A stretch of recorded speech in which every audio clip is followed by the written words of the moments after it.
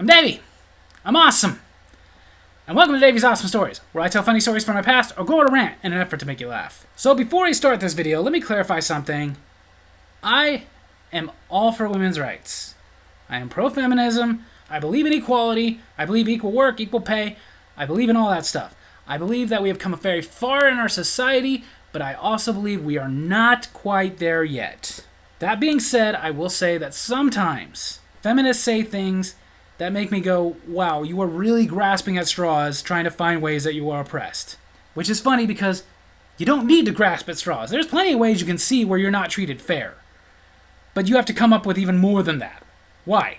And I'm sorry, but sometimes these things get ridiculous. And most recently, I was talking to somebody, we were talking about these kinds of things, and she brought up this. You know how women's shampoos, deodorants, conditioners, soaps, and whatnot are way more expensive than men's? Yeah, I've noticed. So? That's one way we're being oppressed.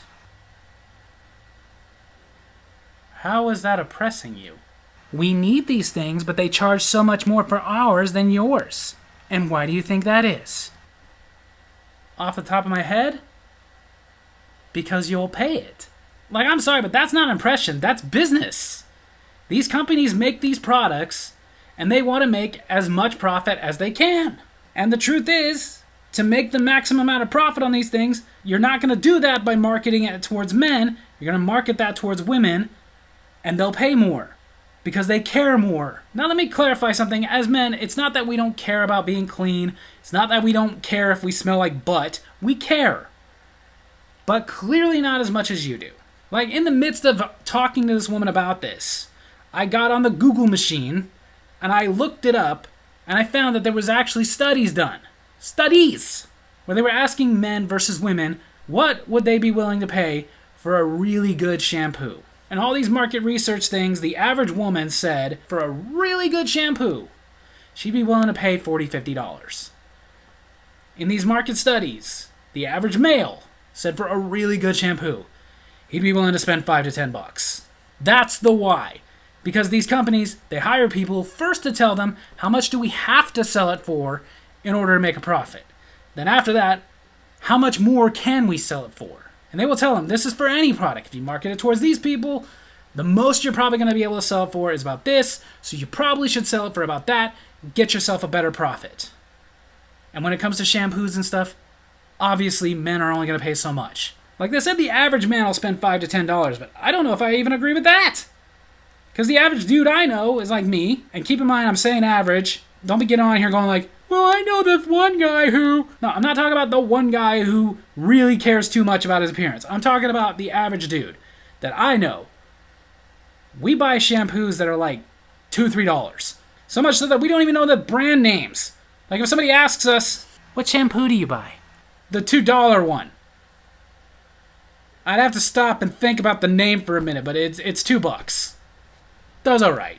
Because that's how we are. We want to smell good, we want to be clean, but we are only willing to pay so much money for it. Like, you don't believe me? Go spend some time at a single man's house. It's not that hygiene isn't a priority, but you will see this. If you go to a single man's home for long enough, and you use their shower long enough, you'll end up taking a shampoo shower. You go to a single woman's shower, they got shampoo, they got soap, they got loofahs, they got conditioners, they got apricot scrubs and exfoliatings and blah, blah, blah.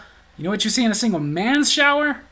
Shampoo, conditioner, body soap, or bar soap, one or the other. And for that soap, loofah or washcloth, one or the other. But 3 things. That's it. That's all we have in our showers on a good day. Again, it's not that we don't care, but we'll forget. We'll be running low on shampoo, and it'll take weeks for us to remember to buy some shampoo. To the point that we ended up having to wash our hair with body wash. Or if it's a guy that uses bar soap, he's going to lather the bar soap into his hands until he's got enough, like, soap foam to use on his hair. Or he's going to run out of soap and we're just going to pour the shampoo on the loofah or rag and wash our body that way.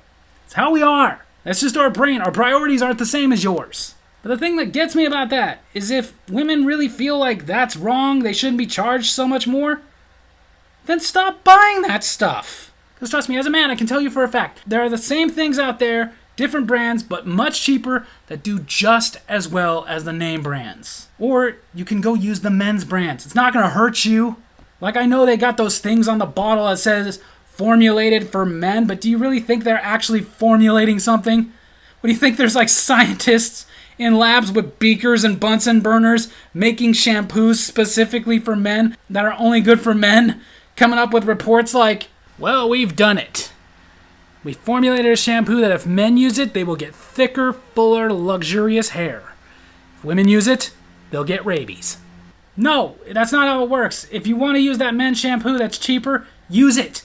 You know what it's going to do? It's going to clean your frickin' hair. That's it. Like, seriously, my wife went through that. At one point, my wife loved my deodorant.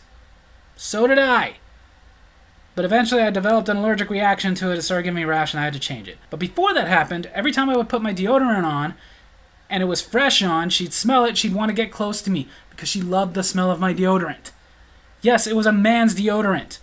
But you want to know something? It's funny that they say man's deodorant, but I wouldn't say any of those smell like a man.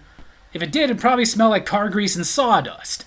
It didn't smell too girly, but it didn't smell like manly either. It just smelled good. It was obviously false advertising because the scent was Phoenix. And obviously I've never encountered a Phoenix because they don't really exist. But I imagine if one did, probably wouldn't smell good like that. It would probably smell like somebody who went to a barbecue 2 days ago and hasn't showered yet. But she loved the smell of it, realized that I buy them in a triple pack, which is the same amount as the single deodorant she was using. So you know what she did? She started buying the same deodorant I was buying. And guess what? It didn't do anything to her. She was fine. It wasn't like she used my deodorant and then the next day had a big freaking fro coming out of her armpit. No, it just smelled nice. She's since started using other deodorants. She's a woman. She gets bored, changes her scent. I don't ask me why. It's just something they do. You want to use men's shampoos, conditioners, and deodorants? You can. It's fine. It's cheaper. It works just as well. Heck, men, if you want to use women's deodorants and stuff, you can. I'll tell you the secret. It's just freaking deodorant. But then this girl had the nerve to say to me, men never get conned into spending more money. Clearly. You think men don't waste money? Those of you who've been watching my channels, on my wrestling videos, you see I always have a wrestling belt. You see all my nerdy shirts, whether it's comic book characters, wrestling, or movies. What you don't see behind me, all this artwork was done by my wife, some of it by my sons, but in my bedroom, my wife has given me a wall that is filled with toys, Pez dispensers, pictures. I'm a nerd. I waste a lot of money on worthless crap. And it's not just nerds that do that either. Guys who are into sports, for some reason, have to have shirts that cost way more than any other shirt, called jerseys, to show support for their team. I'm not a sports guy, so I don't buy those. I thought about it once because a friend lent it to me after his kid threw up on my shirt. And I was like, wow, this is really comfortable.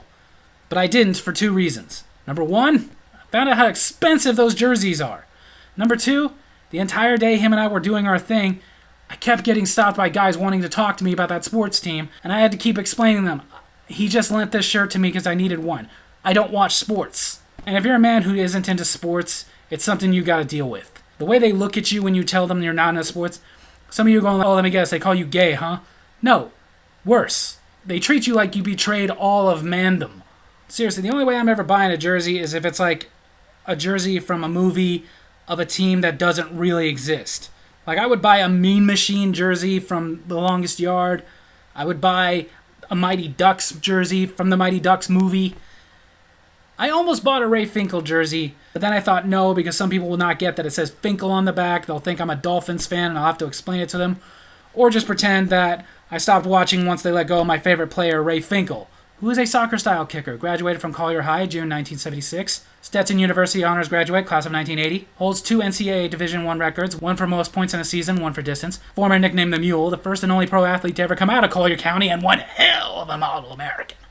And then I feel like they still wouldn't get it. But seriously, it's not just nerds and football fans, though, that are ridiculously exploited.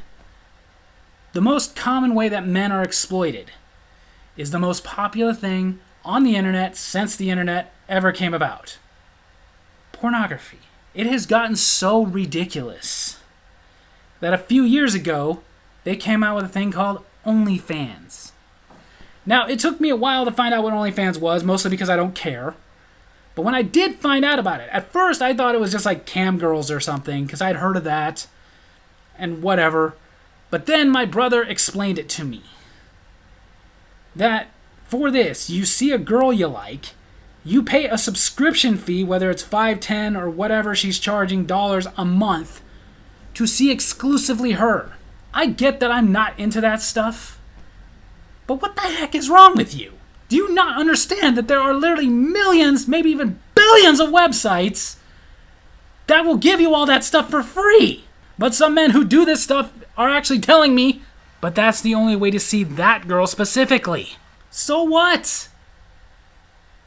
So you don't get to see her. There's literally millions, maybe again, billions of women that you can see for free on any one of those websites.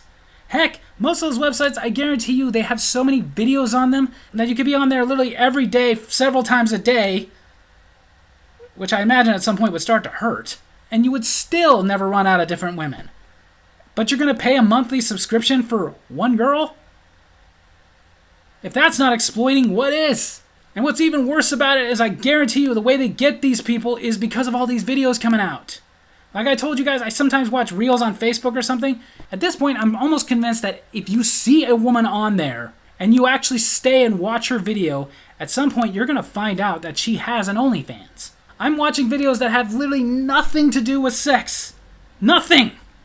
I'm watching videos of girls reacting to funny things.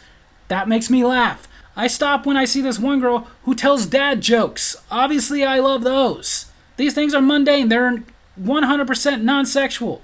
But thinking of that girl, I'd be scrolling through, I'd see her, I'd stop because she's going to tell a dad joke. It's going to make me laugh. She, of course, has many profiles where her name's spelled just a little bit differently. And because of this, at some point, Facebook goes, oh, here's another set of videos that she's in, and it's advertising her OnlyFans. So all these dad jokes was just to try to get me to subscribe to your OnlyFans? Not just on Reels or TikToks, on YouTube. I one time clicked on a video that was a food video. It was somebody reviewing what at the time was new, a meatball sub with pepperoni on it. Before that day, I wouldn't even have thought that was legal. Like pepperoni on a meatball sub? That sounds so good that has to be against the law. Turns out it's not. So get to it before they do that. But I'm sitting there like, yeah, I want to see you review it. I want you to tell me if I should go out and find this sub and get one. Even though, yeah, just the thumbnail and seeing the description, I was like, yeah, I definitely am going to go get one of those. But the girl who wasn't dressed particularly sexy, wasn't being sexual at all, was okay looking. She goes through, she tells us about the sub, she takes a couple of bites, tells us it's delicious and we got to try one. And then at the end of it says, want to see what I do with the rest of this sandwich? Click on the link to my OnlyFans. What? The entire video of her reviewing a frickin' meatball sub with pepperoni on it was to get me to go look at her porn site? I didn't. But I would tell you that was one of the few times I was really, really debating it. Not because she was particularly pretty or anything. She was okay. But to this day, it does keep me up at nights. What did she do with that sandwich? So the point of this video is, sometimes it's not that you're oppressed. It's not because you're oppressed. It's because you're giving into it. So in this particular instance, you don't like being overcharged for your shampoos and conditioners and whatnot, then stop buying the really expensive ones. Go buy the cheaper ones. Because this is also how business works. If they start losing money and realize that the only way they're going to make money is by making it a little cheaper, then they'll cut the price. So there you have it. That's my story video this week. I hope you guys enjoyed it. And if you did, make sure to hit like, hit subscribe, hit the little bell so you get notifications for when I post new videos, and leave a comment. If you really feel like you're being oppressed because your shampoo is $25 and mine is $2, go ahead and tell me. Love you guys.